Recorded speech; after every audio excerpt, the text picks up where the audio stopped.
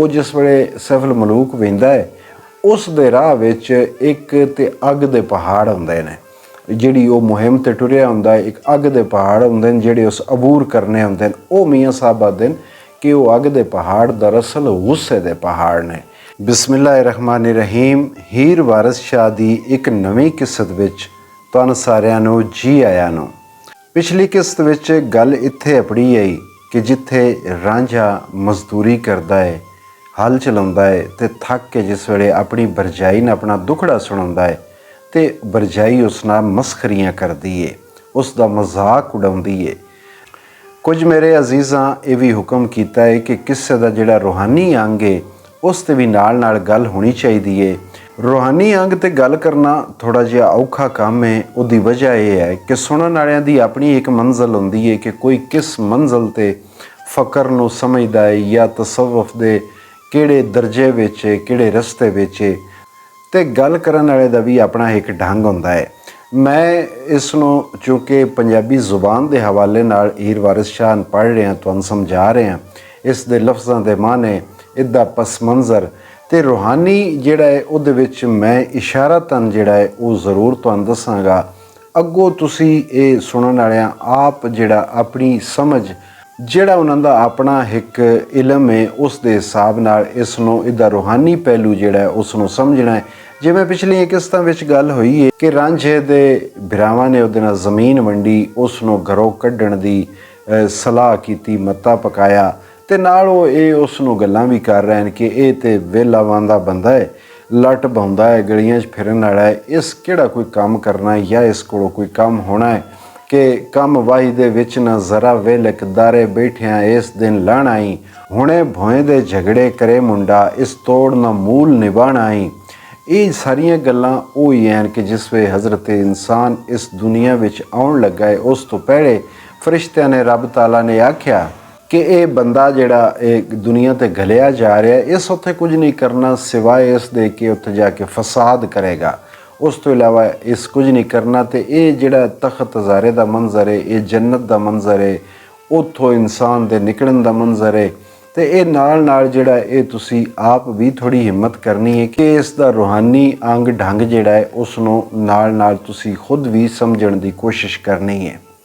ਹੁਣ ਜਿਸ ਵੇਲੇ ਉਹ ਰਾਂਝਾ ਹਲ ਵਾਹ ਕੇ ਆਇਆ, ਥੱਕ ਗਿਆ ਅਤੇ ਆਪਣੀ ਭਰਜਾਈ ਜਿਸ ਨੂੰ ਇਸਤਾਰਤਨ ਵਾਰਿਸ ਸ਼ਾਹ ਨੇ ਸ਼ਹਾਵਤ ਵਾਸਤੇ ਵਰਤਿਆ ਕਿ ਬਾਬੀ ਸ਼ਹਾਵਤ ਤੇ ਭੁੱਖ ਰਾਬੀਲ ਬਾਂਦੀ ਜਿਨ੍ਹਾਂ ਜਨਤੋਂ ਬਾਹਰ ਕਢਾਇਆ ਹੀ, ਕਿ ਇਹ ਬਾਬੀ ਸ਼ਹਾਵਤ ਜਿਹੜੀ ਇਨਸਾਨ ਨੂੰ ਜਨਤੋਂ ਕਢਾਉਂਦੀ ਹੈ, ਉਸ ਨਾਲ ਮਸਖਰੀ ਕੀਤੀ ਹੈ ਅਤੇ ਉਸ ਦੀ ਮਸਖਰੀ ਦਾ ਜਵਾਬ ਰਾਂਝਾ ਦੇ ਰਿਹਾ ਹੈ ਉਸ ਨੂੰ, ਕਿਉਂਕਿ ਉਹਦਾ ਉਸ ਦਿਲ ਦੁਖਾਇਆ, ਉਹਦੇ 'ਤੇ ਤਾਨਾ ਕੀਤਾ ਅਤੇ ਹੁਣ ਤਾਨਾ ਮਾਰ ਕੇ ਹੀ ਰਾਂਝਾ ਵੀ ਉਸ ਨੂੰ ਗੱਲ ਕਰ ਰਿਹਾ ਹੈ।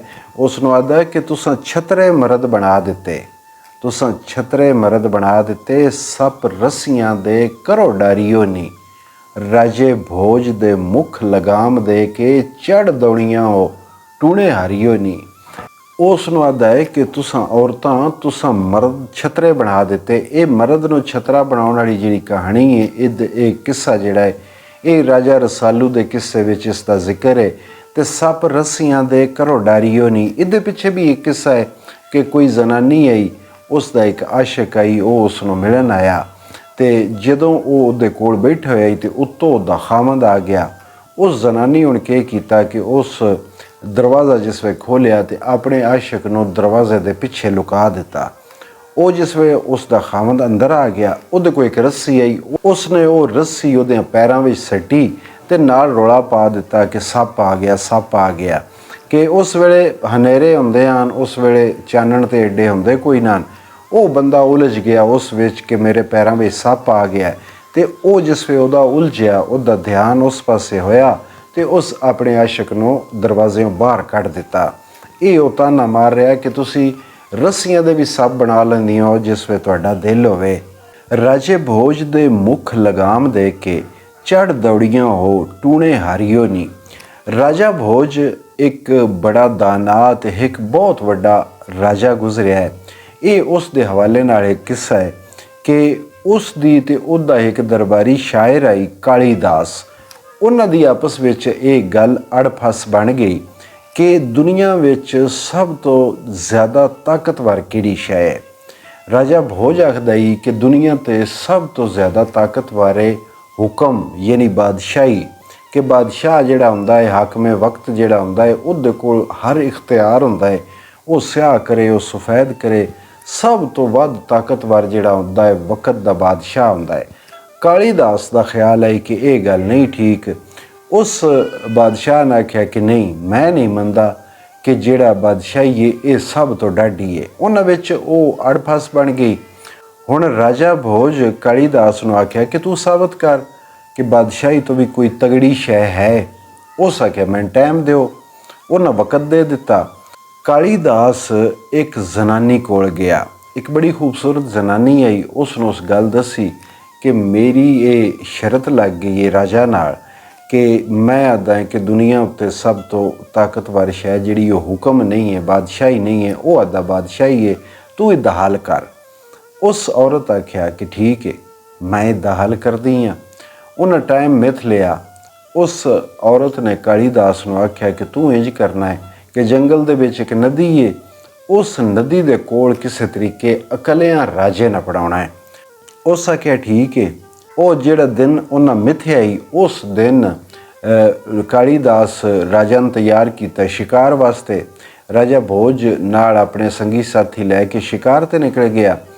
ਅੱਗੋਂ ਇਹ ਹੋਇਆ ਕਿ ਉਹਦੀ ਉਹ ਜਿਹੜੀ ਤਰਤੀਬ ਆਈ ਕਾਲੀਦਾਸ ਦੀ, ਉਸ ਤਰਤੀਬ ਦੇ ਨਾਲ ਹੀ ਉਹ ਆਪਣੇ ਜਿਹੜੇ ਸੰਗੀ ਸਾਥੀ, ਆਪਣਾ ਜਿਹੜਾ ਜੱਥਾ ਲਸ਼ਕਰੀ, ਉਸ ਤੋਂ ਵੱਖ ਹੋ ਗਿਆ। ਉਹ ਵੱਖ ਹੁੰਦਾ ਹੁੰਦਾ, ਇਕੱਲਾ ਹੁੰਦਾ ਹੁੰਦਾ ਉਸ ਨਦੀ 'ਤੇ ਅੱਪੜ ਗਿਆ। ਅੱਗੇ ਨਦੀ 'ਤੇ ਉਹ ਔਰਤ ਜਿਹੜੀ ਬੜੀ ਹਸੀਨੋ ਜਮੀਲ ਆਈ, ਉਹ ਬੜਾ ਸੋਹਣਾ ਲਿਬਾਸ ਪਾ ਕੇ, ਬੜੇ ਜ਼ੇਵਰ ਪਾ ਕੇ, ਬੜੀ ਬਣ ਠਣ ਕੇ ਤੇ ਉਸ ਨਦੀ ਦੇ ਕਿਨਾਰੇ ਬੈਠੀ ਹੈ। ਥੋੜ੍ਹਾ ਜਿਹਾ ਉਸ ਆਪਣੀਆਂ ਪੀੜੀਆਂ ਜਿਹੜੀਆਂ ਨੇ ਆਪਣੀਆਂ ਲੱਤਾਂ ਤੋਂ ਕੱਪੜਾ ਵੀ ਚੁੱਕਿਆ ਤੇ ਬੜੇ ਸੁਰ ਵਿੱਚ ਉਹ ਕੁਝ ਗਾ ਰਹੀ ਹੈ। ਰਾਜੇ ਭੋਜ ਦਾ ਉਹਦੇ ਵੱਲ ਧਿਆਨ ਗਿਆ। ਜਿਸ ਉਹ ਨੇੜੇ ਗਿਆ, ਉਹ ਆਵਾਜ਼ ਵੀ ਐਡੀ ਸੋਹਣੀ ਆਈ, ਉਹ ਆਪ ਵੀ ਐਡੀ ਸੋਹਣੀ ਆਈ। ਰਾਜਾ ਭੋਜ ਜਿਹੜਾ ਹੈ ਉਹ ਦਿਲ ਦੇ ਬੈਠਾ। ਹੁਣ ਰਾਜੇ ਭੋਜ ਉਸ ਜ਼ਨਾਨੀ ਨੇ ਆਖਿਆ ਕਿ ਤੂੰ ਇੰਜ ਕਰ, ਤੂੰ ਮੇਰੇ ਨਾਲ ਚੱਲ। ਜ਼ਨਾਨੀ ਆਖਿਆ ਲੈ ਦੱਸ, ਮੈਂ ਤੇਰੇ ਨਾਲ ਵਿਆਹ ਕਰਾਂ? ਮੈਂ ਕਿਸੇ ਅਰੇ ਗਰੇ ਦੀ ਗੱਲ ਨਹੀਂ ਸੁਣਦੀ। ਮੈਂ ਤੇ ਆਪ ਬੜੀ ਵੱਡੀ ਸਲਤਨਤ ਦੀ ਮਾਲਕ ਹਾਂ। ਮੈਂ ਤੈਨੂੰ ਕੀ ਜਾਣਦੀ, ਪਤਾ ਨਹੀਂ ਤੂੰ ਕੌਣ ਹੈ, ਮੈਂ ਤੇਰੇ ਨਾਲ ਕਿਉਂ ਸ਼ਾਦੀ ਕਰਾਂ? ਉਹ ਉਹਦੇ ਤਰਲੇ ਮਿੰਨਤੇ ਕਰਨ ਲੱਗ ਪਿਆ। ਹੁਣ ਇੱਥੇ ਵਿੱਚ ਗੱਲ ਹੁੰਦੀ ਹੈ ਸ਼ਹਾਵਤ ਦੀ, ਕਿ ਜਦੋਂ ਬੰਦਾ ਸ਼ਹਾਵਤ ਦੇ ਜ਼ੇਰੇ ਅਸਰ ਹੁੰਦਾ ਹੈ, ਉਸ ਵੇਲੇ ਉਹ ਦੁਨੀਆ ਦੀ ਹਰ ਗੱਲ ਭੁੱਲ ਜਾਂਦਾ ਹੈ। ਉਹ ਆਪਣਾ ਮਕਾਮ ਵੀ ਭੁੱਲ ਜਾਂਦਾ ਹੈ ਕਿ ਮੈਂ ਕੀ ਹਾਂ ਤੇ ਮੈਂ ਕੀ ਨਹੀਂ ਹਾਂ। ਜਿਵੇਂ ਕਿ ਮੀਆਂ ਮੁਹੰਮਦ ਬਖਸ਼ ਸਾਹਿਬ ਨੇ ਸੈਫ ਅਲ ਮਲੂਕ ਦਾ ਕਿੱਸਾ ਲਿਖਿਆ। ਉਹਦੇ ਵਿੱਚ ਸੈਫ ਅਲ ਮਲੂਕ ਸ਼ਾਹ ਮੋਹਰਿਆਂ ਦੇ ਪਿੱਛੇ ਸਫ਼ਰ ਕਰਦਾ ਹੈ, ਦੁਨੀਆ ਦੀਆਂ ਕਈ ਮੁਸੀਬਤਾਂ ਵਿੱਚੋਂ ਜਾਗਦਾ ਹੈ, ਉਹਨਾਂ ਵਿੱਚੋਂ ਲੱਗਦਾ ਹੈ। ਤੇ ਉੱਥੇ ਵੀ ਉਸ ਸਾਰੇ ਕਿੱਸੇ ਦਾ ਲੁਬੇ ਲੁਬਾਬ, ਕਿਉਂਕਿ ਉਹ ਤਖਯਲਾਤੀ ਕਿੱਸਾ ਤੇ ਇਸਤਾਰਤਨ ਸਾਰੀਆਂ ਗੱਲਾਂ, ਉਸ ਵਿੱਚ ਵੀ ਮੀਆਂ ਮੁਹੰਮਦ ਬਖਸ਼ ਸਾਹਿਬ ਲਿਖਦੇ ਨੇ ਕਿ ਆਤਸ਼ੀ ਪਹਾੜ ਗੁੱਸੇ ਦਾ, ਸ਼ਹਾਵਤ ਦਰਿਆ ਜੋਸ਼ਾਂ। ਉਹ ਜਿਸ ਵੇਲੇ ਸੈਫ ਅਲ ਮਲੂਕ ਵਹਿੰਦਾ ਹੈ, ਉਸ ਦੇ ਰਾਹ ਵਿੱਚ ਇੱਕ ਤੇ ਅੱਗ ਦੇ ਪਹਾੜ ਹੁੰਦੇ ਨੇ। ਜਿਹੜੀ ਉਹ ਮੁਹਿੰਮ 'ਤੇ ਟੁਰਿਆ ਹੁੰਦਾ ਹੈ, ਇੱਕ ਅੱਗ ਦੇ ਪਹਾੜ ਹੁੰਦੇ ਨੇ ਜਿਹੜੇ ਉਸ ਅਬੂਰ ਕਰਨੇ ਹੁੰਦੇ ਨੇ। ਉਹ ਮੀਆਂ ਸਾਹਿਬ ਆਖਦੇ ਨੇ ਕਿ ਉਹ ਅੱਗ ਦੇ ਪਹਾੜ ਦਰਅਸਲ ਗੁੱਸੇ ਦੇ ਪਹਾੜ ਨੇ। ਤੇ ਇੱਕ ਦਰਿਆ ਹੁੰਦਾ ਹੈ, ਇੱਕ ਨਦੀ ਹੁੰਦੀ ਹੈ। ਉਸ ਦਰਿਆ ਦਾ ਨਾ ਕੋਈ ਕਿਨਾਰਾ, ਬੜਾ ਬੇਅੰਤ ਪਾਣੀ ਤੇ ਬੜੀਆਂ ਉੱਚੀਆਂ ਛੱਲਾਂ ਵਾਲਾ ਬੜਾ ਮਾਰੂ ਜਿਹਾ ਦਰਿਆ, ਬੜੇ ਜੋਸ਼ ਵਿੱਚ ਵਗਦਾ ਰਹਿੰਦਾ। ਉਸ ਨੂੰ ਵੀ ਉਹ ਅਬੂਰ ਕਰਨਾ ਹੁੰਦਾ ਹੈ। ਤੇ ਉਹ ਆਖਦੇ ਨੇ ਕਿ ਸ਼ਹਾਵਤ ਦਰਿਆ ਜੋਸ਼ਾਂ, ਜਿਹੜਾ ਉਹ ਐਡੇ ਜੋਸ਼ ਵਿੱਚ ਚੱਲਣੇ ਵਾਲਾ ਦਰਿਆ, ਦਰਅਸਲ ਉਹ ਸ਼ਹਾਵਤ ਦਾ ਦਰਿਆ ਹੈ। ਕਿ ਇਨਸਾਨ ਨੂੰ ਇਨਸਾਨ ਕਾਮਲ ਬਣਨ ਵਾਸਤੇ ਇਸ ਗੁੱਸੇ ਦੇ ਪਹਾੜ ਤੋਂ ਵੀ ਲੰਘਣਾ ਪੈਂਦਾ ਹੈ ਤੇ ਇਸ ਸ਼ਹਾਵਤ ਦੇ ਦਰਿਆ ਵੀ ਪਾਰ ਕਰਨਾ ਪੈਂਦਾ ਹੈ। ਉਹ ਰਾਜਾ ਭੋਜ ਜਿਹੜਾ ਉਹ ਸ਼ਹਾਵਤ ਦੇ ਜ਼ੇਰੇ ਅਸਰ ਆ ਗਿਆ, ਉਹ ਉਹਦੀਆਂ ਮਿੰਨਤਾਂ ਕਰਨ ਲੱਗ ਪਿਆ। ਉਸ ਆਖਿਆ ਬਈ ਕੋਈ ਵਾਹ ਲਾ, ਕਿਸੇ ਤਰੀਕੇ ਚੱਲ ਮੇਰੇ ਨਾਲ। ਉਸ ਆਖਿਆ ਠੀਕ ਹੈ, ਮੇਰੀ ਇੱਕ ਸ਼ਰਤ ਹੈ, ਜਿਹੜਾ ਬੰਦਾ ਮੇਰੀ ਸ਼ਰਤ ਪੂਰੀ ਕਰੇਗਾ ਮੈਂ ਉਸ ਨਾਲ ਵਿਆਹ ਕਰਾਂਗੀ। ਰਾਜੇ ਭੋਜ ਆਖਿਆ ਦੱਸ ਤੇਰੀ ਕੀ ਸ਼ਰਤ ਹੈ? ਉਸ ਆਖਿਆ ਮੇਰੀ ਸ਼ਰਤ ਇਹ ਹੈ ਕਿ ਜਿਹੜਾ ਘੋੜਾ ਬਣ ਕੇ ਮੈਨੂੰ ਆਪਣੇ ਉੱਤੇ ਸਵਾਰ ਕਰਕੇ 7 ਚੱਕਰ ਇਸ ਨਦੀ ਦੇ ਲਾਵੇ, ਮੈਂ ਉਸ ਨਾਲ ਟੁਰ ਜਾਵਾਂਗੀ। ਹੁਣ ਰਾਜੇ ਭੋਜ, ਕਿਉਂਕਿ ਉਸ ਨੂੰ ਕੋਈ ਸਮਝ ਨਹੀਂ ਆ ਰਹੀ ਕਿ ਉਹਨੂੰ ਤਾਂ ਸਿਰਫ ਬਸ ਉਹ ਜਿਹੜੀ ਉਹਨੂੰ ਔਰਤ ਪਸੰਦ ਆਈ ਹੈ, ਉਹ ਤੇ ਬਸ ਉਹਦੇ ਸ਼ਿਕੰਜੇ ਵਿੱਚ ਆਇਆ ਹੀ। ਉਹ ਸੱਜੇ ਖੱਬੇ ਵੇਖਿਆ, ਉਸ ਵੇਖ ਕੇ ਸੋਚਿਆ ਬਈ ਬੰਦਾ ਤੇ ਇੱਥੇ ਹੈ ਕੋਈ ਨਹੀਂ, ਕਿਹੜਾ ਮੈਨੂੰ ਕਿਸੇ ਵੇਖਣਾ, ਮੈਂ ਬਾਦਸ਼ਾਹ ਆਇਆ ਤੇ ਕੋਈ ਮਸਲਾ ਨਹੀਂ, ਇੱਥੇ ਤਾਂ ਕੋਈ ਵੇਖਦਾ ਨਹੀਂ ਪਿਆ, 2 ਮਿੰਟਾਂ ਦੀ ਗੱਲ ਹੈ, ਮੈਂ ਇਸ 4 ਚੱਕਰ ਲਵਾ ਕੇ ਤੇ ਇਹ ਮੇਰੀ ਹੋ ਜਾਏਗੀ। ਉਹ ਘੋੜਾ ਬਣ ਗਿਆ ਤੇ ਉਸ ਜ਼ਨਾਨੀ ਨੇ ਆਖਿਆ ਕਿ ਆ ਜਾ। ਉਹ ਜ਼ਨਾਨੀ ਉਹਦੇ ਉੱਤੇ ਬਹਿ ਗਈ, ਮੂੰਹ ਉਹਦੇ ਵਿੱਚ ਉਸ ਇੱਕ ਰੱਸੀ ਪਾ ਕੇ ਤੇ ਹੱਥ ਵਿੱਚ ਕਰ ਲਈ ਤੇ ਉਸ ਆਖਿਆ ਚੱਲ ਬਈ ਮੇਰੇ ਘੋੜੇ।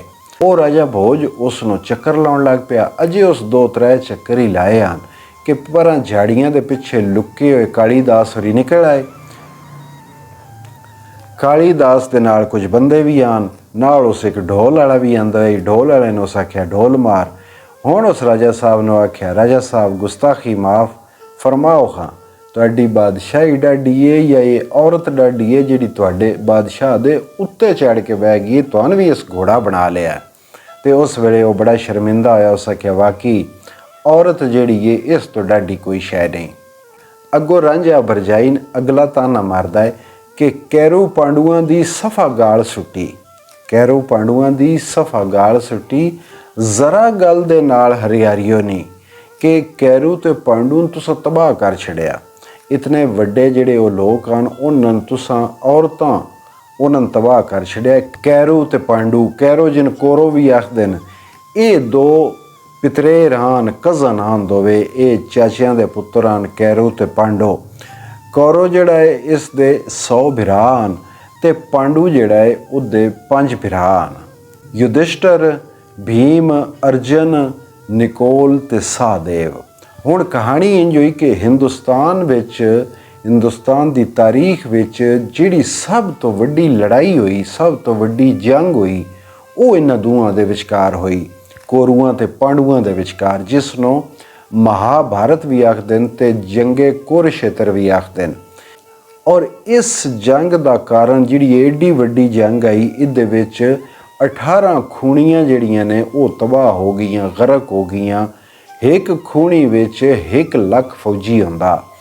ਇਸ ਲੜਾਈ ਜਿਹੜੀ ਮਹਾਭਾਰਤ ਸਭ ਤੋਂ ਵੱਡੀ ਲੜਾਈ ਆਈ, ਇਸ ਦੀ ਵੀ ਜਿਹੜੀ ਬੁਨਿਆਦ ਆਈ ਉਹ ਵੀ ਇੱਕ ਔਰਤ ਹੀ ਆਈ ਜਿਹਦਾ ਨਾਂ ਆਈ ਦ੍ਰੋਪਦੀ। ਦ੍ਰੋਪਦੀ ਪੰਚਾਲ ਦੇ ਰਾਜਾ ਦ੍ਰੋਪਦ ਦੀ ਧੀ ਆਈ, ਜਿਸ ਨਾਲ ਅਰਜਨ ਨੇ ਵਿਆਹ ਕੀਤਾ ਇੱਕ ਰਸਮ ਨੂੰ ਪਾਰ ਕਰਕੇ। ਇੱਕ ਰਸਮ ਸਵੈੰਬਰ ਦੀ ਰਸਮ ਹੁੰਦੀ ਹੈ ਜਿਹਦੇ ਵਿੱਚ ਅੱਜ ਵੀ ਸ਼ਾਇਦ ਹਿੰਦੁਸਤਾਨ ਵਿੱਚ ਕੁਝ ਹੋਵੇ ਕਿ ਅੱਜ ਤੇ ਉਹ ਨਵੇਂ ਜ਼ਮਾਨੇ ਵਿੱਚ ਇੱਕ ਮਟਕੀ ਜਿਹੜੀ ਹੈ ਉਹ ਉੱਚੀ ਜਿਹੀ ਲਟਕਾਉਂਦੇ ਨੇ ਤੇ ਉਸ ਨੂੰ ਤੀਰ ਮਾਰਨਾ ਹੁੰਦਾ ਹੈ। ਜਿਹੜਾ ਉਹ ਤੀਰ ਮਾਰ ਲਵੇ, ਮਟਕੀ ਢਾਹ ਲਵੇ, ਉਹ ਇੱਕ ਔਰਤ ਦੇ ਨਾਂ ਦੀ ਮਟਕੀ ਹੁੰਦੀ ਹੈ, ਉਹ ਔਰਤ ਉਸ ਦੀ ਹੋ ਵਿੰਦੀ, ਉਸ ਨਾਲ ਉਹ ਸ਼ਾਦੀ ਕਰ ਲੈਂਦਾ ਹੈ। ਕਦੀਮ ਜ਼ਮਾਨੇ ਵਿੱਚ ਹਿੰਦੁਸਤਾਨ ਵਿੱਚ ਇਹ ਸਵੈੰਬਰ ਦੀ ਇੱਕ ਰਸਮ ਹੁੰਦੀ ਹੈ ਕਿ ਜਿਹਦੇ ਵਿੱਚ ਬਾਦਸ਼ਾਹ ਦੀ ਜਿਹੜੀ ਸ਼ਹਿਜ਼ਾਦੀ ਹੁੰਦੀ ਹੈ, ਧੀ ਹੁੰਦੀ ਹੈ, ਉਸ ਨੂੰ ਆਪਣਾ ਖਾਵੰਦ ਚੁਣਨ ਦੀ ਇਹ ਆਜ਼ਾਦੀ ਹੁੰਦੀ ਹੈ ਕਿ ਉਹ ਆਪਣਾ ਖਾਵੰਦ ਚੁਣ ਲਵੇ। ਸਵੈਮ ਵਰ ਯਾਨੀ ਉਹ ਆਪਣਾ ਵਰ ਆਪਣੀ ਮਰਜ਼ੀ ਨਾਲ ਚੁਣ ਲਵੇ। ਹੁੰਦਾ ਇੰਝ ਹੈ ਕਿ ਉਹ ਰਾਜਾ ਜਿਹਦੀ ਉਹ ਧੀ ਹੁੰਦੀ ਹੈ, ਉਹ ਇੱਕ ਬੜਾ ਵੱਡਾ ਮਜਮਾ ਲਾਉਂਦਾ ਹੈ, ਇੱਕ ਬੜਾ ਵੱਡਾ ਉਹ ਮਾਹੌਲ ਬਣਾਉਂਦਾ ਹੈ ਜਿਹਦੇ ਵਿੱਚ ਆਸ-ਪਾਸ ਦੇ ਜਿਤਨੇ ਰਾਜਾ, ਮਹਾਰਾਜਾ, ਸ਼ਹਿਜ਼ਾਦੇ ਉਹ ਸਾਰੇ ਉਹਦੇ ਵਿੱਚ ਇਕੱਠੇ ਹੁੰਦੇ ਹਨ ਤੇ ਉਹਨਾਂ ਸਾਰਿਆਂ ਸ਼ਹਿਜ਼ਾਦਿਆਂ ਕਤਾਰਾਂ ਬਣਾ ਕੇ ਬਹਿ ਜਾਣਾ। ਹੁਣ ਸ਼ਹਿਜ਼ਾਦੀ ਨਿਕਲਣਾ, ਹੱਥ ਉਹਦੇ ਵਿੱਚ ਉਹ ਵਰਮਾਲਾ ਹੁੰਦੀ ਹੈ ਜਿਹੜੀ ਕਿ ਜਿਸ ਨੂੰ ਸ਼ਾਦੀ ਵਾਲਾ ਹਾਰ ਆਖਦੇ ਨੇ, ਨਾਲ ਉਹਦੇ 2-3 ਪੰਡਤ ਹੋਣੇ। ਉਹ ਜਿਵੇਂ ਜਿਵੇਂ ਸ਼ਹਿਜ਼ਾਦਿਆਂ ਕੋਲੋਂ ਸ਼ਹਿਜ਼ਾਦੀ ਲੱਗਣਾ, ਪੰਡਤਾਂ ਉਸ ਨੂੰ ਦੱਸਣਾ ਕਿ ਇਹ ਫਲਾਣਾ ਸ਼ਹਿਜ਼ਾਦਾ ਹੈ, ਇਹ ਇਤਨਾ ਬਹਾਦਰ ਹੈ, ਇਤਨੀ ਦੀ ਸਲਤਨਤ ਹੈ, ਉਸ ਦੀ ਪੂਰੀ ਜਿਹੜੀ ਹੈ ਉਹ ਪਹਿਚਾਣ ਕਰਾਉਣੀ ਤੇ ਜਿਹੜਾ ਸ਼ਹਿਜ਼ਾਦਾ ਉਸ ਸ਼ਹਿਜ਼ਾਦੀ ਨੂੰ ਪਸੰਦ ਆ ਜਾਵੇ ਆ ਉਹਦੇ ਗਲੇ ਵਿੱਚ ਉਹ ਵਰਮਾਲਾ ਪਾ ਦਿੰਦੀ ਹੈ ਤੇ ਉਸ ਨਾਲ ਦੀ ਸ਼ਾਦੀ ਹੋ ਜਾਂਦੀ ਹੈ।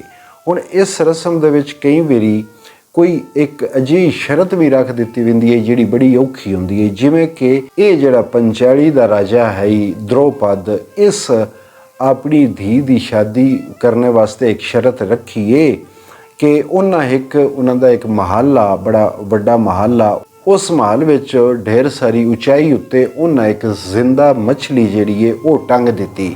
ਉਹਦੇ ਬਿਲਕੁਲ ਥੱਲੇ ਇੱਕ ਤਾਲਾਬ ਆ, ਉਸ ਮੱਛੀ ਦਾ ਜਿਹੜਾ ਸਾਇਆ ਹੈ ਉਹ ਉਸ ਤਾਲਾਬ ਵਿੱਚ ਪਾਉਂਦਾ ਪਿਆ। ਸ਼ਰਤ ਇਹ ਆਈ ਕਿ ਇਸ ਤਾਲਾਬ ਵਾਲੀ ਮੱਛੀ ਨੂੰ ਵੇਖ ਕੇ ਜਿਹੜਾ ਉਸ ਅਸਲ ਮੱਛੀ ਦਾ ਸਾਇਆ ਹੈ, ਉਸ ਮੱਛੀ ਨੂੰ ਵੇਖ ਕੇ ਤੇ ਉਤਲੀ ਮੱਛੀ ਨੂੰ ਤੀਰ ਦਾ ਨਿਸ਼ਾਨਾ ਮਾਰਨਾ ਹੈ ਤੇ ਲੱਗੇ ਵੀ ਉਹਦੀ ਅੱਖ ਵਿੱਚ। ਉਹ ਕਈ ਸ਼ਹਿਜ਼ਾਦੇ ਉਹ ਤੀਰ ਅੰਦਾਜ਼ੀ ਕਰਦੇ ਰਹੇ, ਲੇਕਿਨ ਕਿਸੇ ਦਾ ਤੀਰ ਕੋਈ ਨਾ ਲੱਗਾ। ਤੇ ਅਰਜਨ ਜਿਹੜਾ ਹੈ, ਅਰਜਨ ਤੀਰ ਮਾਰਿਆ, ਉਹ ਤੀਰ ਉਹਦੀ ਅੱਖ 'ਚ ਲੱਗ ਗਿਆ ਤੇ ਉਹ ਇਹਦੇ ਨਾਲ ਮੰਗੀ ਗਈ, ਉਹਦੀ ਇਹਦੇ ਨਾਲ ਦ੍ਰੋਪਦੀ ਦੀ ਅਰਜਨ ਨਾਲ ਸ਼ਾਦੀ ਹੋ ਗਈ। ਅੱਗੋਂ ਹੁਣ ਆ ਕੇ ਜਿਹੜੀ ਦ੍ਰੋਪਦੀ ਦੀ ਸੱਸ ਆਈ, ਅਰਜਨ ਦੀ ਮਾਂ, ਉਹਦੇ 5 ਪੁੱਤਰ ਹਨ। ਉਸ ਆਖਿਆ ਬਈ ਆਪਣੀ ਨੂੰਹ ਨੇ ਆਖਿਆ ਕਿ ਤੇਰੇ ਵਾਸਤੇ ਹੁਣ ਇਹ ਲਾਜ਼ਮ ਹੈ ਕਿ ਤੂੰ ਇਹਨਾਂ 5 ਦੀ ਬੀਵੀ ਬਣ। ਤੇ ਦ੍ਰੋਪਦੀ ਉਹਨਾਂ 5 ਭਰਾਵਾਂ ਦੀ ਮੁਸ਼ਤਰਕਾ ਬੀਵੀ ਬਣ ਗਈ। ਉਸ ਤੋਂ ਪਿੱਛੇ ਪਾਂਡੂਆਂ ਇੱਕ ਸਲਤਨਤ ਬਣਾਈ।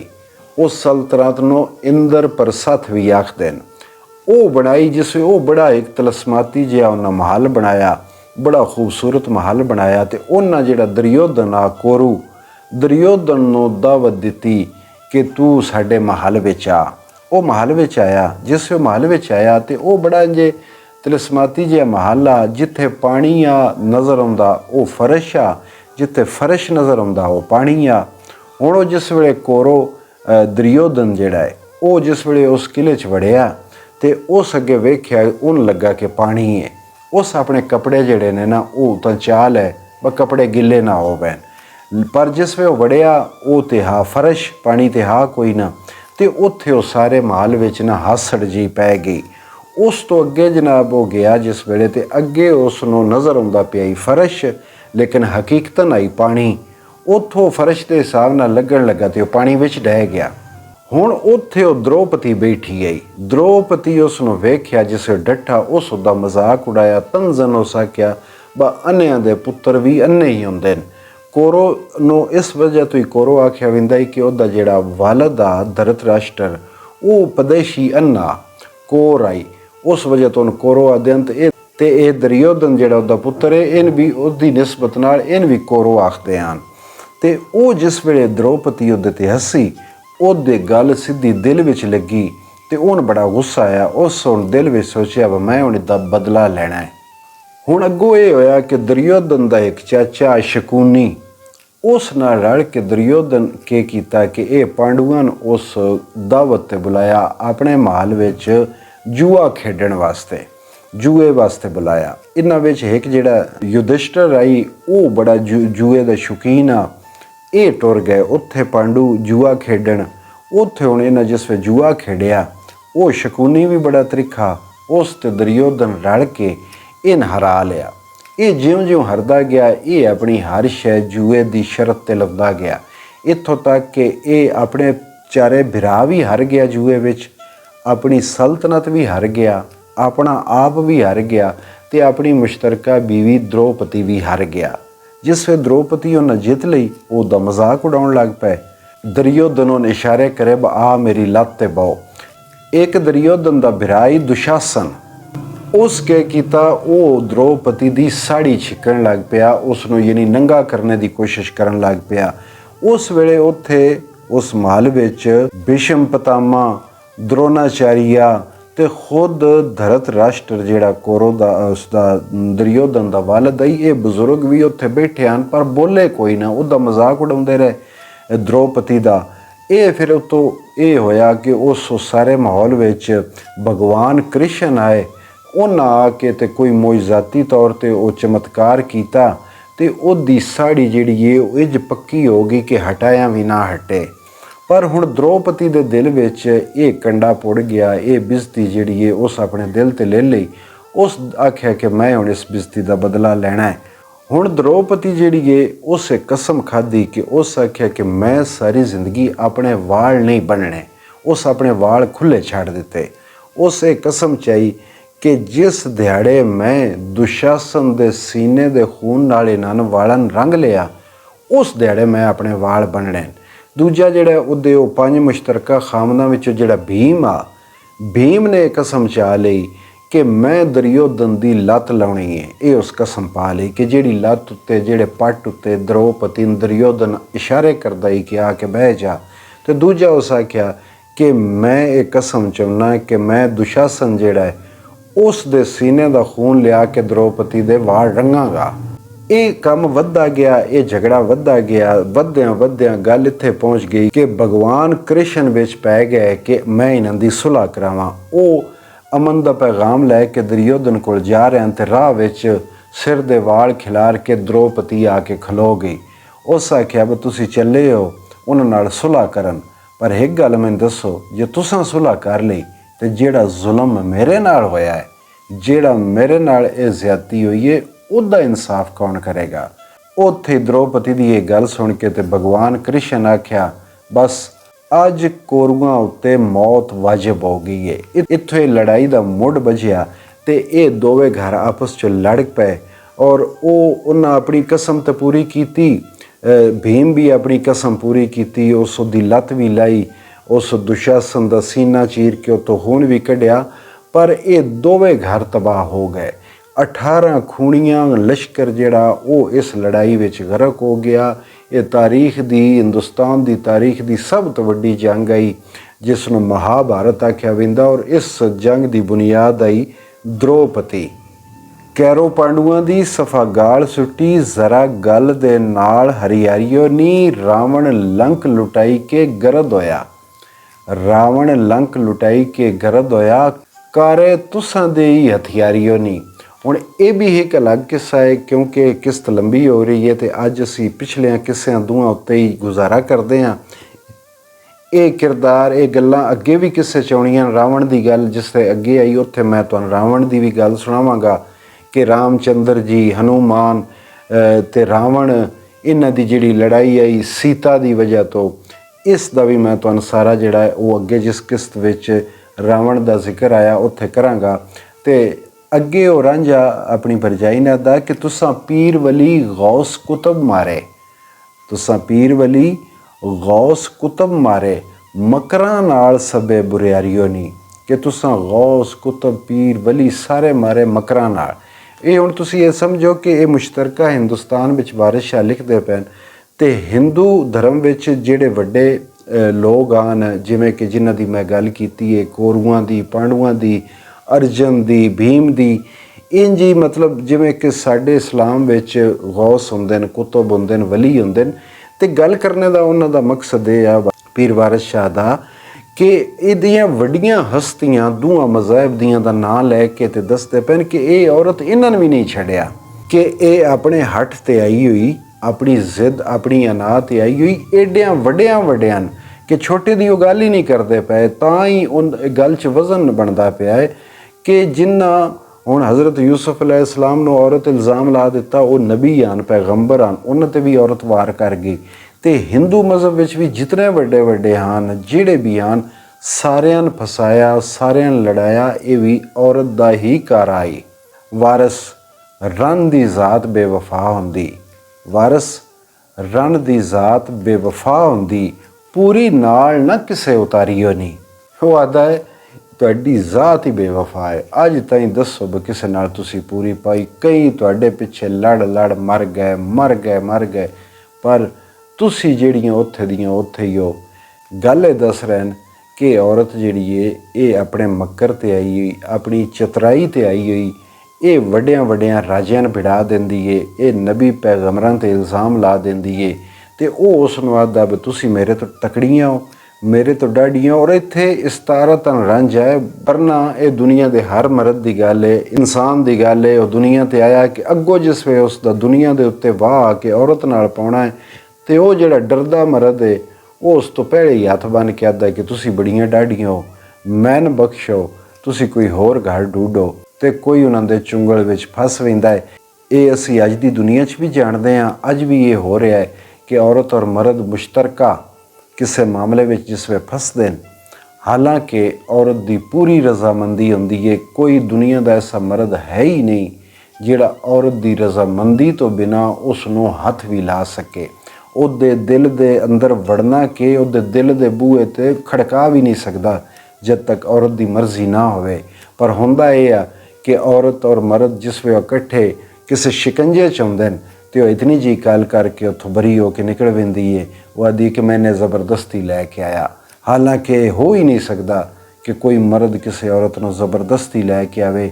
ਇਹ ਔਰਤ ਕੋਲ ਹੱਥ ਹੈ। ਮਰਦ ਜਿਸ ਗੱਲ 'ਤੇ ਫਸਦਾ ਹੈ ਉਸ 'ਤੇ ਅੜ ਪੈਂਦਾ ਹੈ, ਉਸ 'ਚ ਕਾਬੂ ਆ ਪੈਂਦਾ ਹੈ, ਮਰੀ ਜਾਂਦਾ ਹੈ।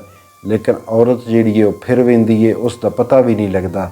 ਸਾਡੇ ਸਾਹਮਣੇ ਕਿਤਨੇ ਸੋਸ਼ਲ ਮੀਡੀਆ 'ਤੇ ਕੰਮ ਹੁੰਦੇ ਨੇ ਕਿ ਸਾਰੇ ਮਾਮਲਾਤ ਉਹ ਕਰਦੀ ਏ, ਸਾਰਾ ਕੁਝ ਟੋਰਦੀ ਏ, ਨਾਲ ਆਉਂਦੀ ਏ, ਉਸ ਨਾਲ ਰੰਗ ਰਲੀਆਂ ਮਨਾਉਂਦੀ ਏ, ਮੌਜਾਂ ਕਰਦੀ ਏ। ਲੇਕਿਨ ਜਿਸ ਵੇਲੇ ਗੱਲ ਅਦਾਲਤ ਵਿੱਚ ਚਪੜਦੀ ਏ, ਕਾਬੂ 'ਚ ਆ ਵੈਂਦੇ ਤੇ ਉਸੇ ਪੋਲਾ ਜਿਹਾ ਵਾਕ ਛੱਡਦੀ ਏ, ਮੇਰੀ ਮਰਜ਼ੀ ਦੇ ਖਿਲਾਫ ਹੈ, ਮੈਂ ਲੈ ਕੇ ਆਇਆ ਹੀ, ਤੇ ਬਸ ਉਹ ਉੱਥੋਂ ਹੀ ਪਾਕ ਸਾਫ਼ ਹੋ ਕੇ ਘਰ ਮੁੜ ਪੈਂਦੀ ਏ। ਤੇ ਦੂਜਾ ਜਣਾ ਜਿਹੜਾ ਹੈ ਉਹ ਜੇਲ੍ਹ ਦੀ ਹਵਾ ਖਾਂਦਾ ਹੈ। ਇੱਥੇ ਆ ਕੇ ਗੱਲ ਨੂੰ ਇਹ ਵੀ ਨਹੀਂ ਸਮਝਣਾ ਕਿ ਰਾਂਝੇ ਨੇ ਸਿਰਫ ਔਰਤਾਂ 'ਤੇ ਇਲਜ਼ਾਮ ਲਾ ਦਿੱਤੇ ਨੇ ਤੇ ਔਰਤ ਅੱਗੋਂ ਚੁੱਪ ਰਹੀ ਏ। ਅਗਲੀ ਕਿਸ਼ਤ ਵਿੱਚ ਭਾਬੀ ਵੀ ਉਸ ਨਾਲੋਂ ਵੱਡੇ ਜਵਾਬ ਉਸ ਨੂੰ ਦੇਸੀ। ਉਸ ਨੂੰ ਵੀ ਸਾਰੀਆਂ ਮਰਦਾਂ ਦੀਆਂ ਕਹਾਣੀਆਂ ਵੀ ਸਾਰੀਆਂ ਅੱਗੇ ਖੁੱਲ੍ਹ ਜਾਣੀਆਂ ਨੇ। ਏਡੀ ਗੱਲ ਕੋਈ ਨਹੀਂ। ਤੇ ਹੁਣ ਦਿਓ ਇਜਾਜ਼ਤ, ਰੱਬ ਰਾਖਾ।